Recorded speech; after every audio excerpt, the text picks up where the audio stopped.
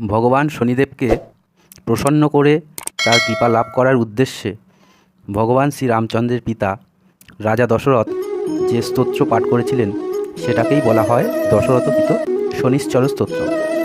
প্রতি 30 বছরে শনিদেব একবার করে রোহিণী নক্ষত্রে প্রবেশ করেন।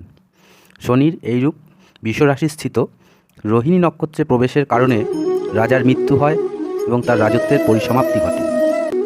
এইরূপ রাজা দশরথের রাজত্বকালে একবার শনিদেব যখন রোহিণী নক্ষত্রে প্রবেশ করতে যাচ্ছিলেন তখন রাজা দশরথ শনিদেবের আরাধনা শুরু করেন এবং এই স্তবের মাধ্যমে শনিদেবকে সন্তুষ্ট করেছিলেন।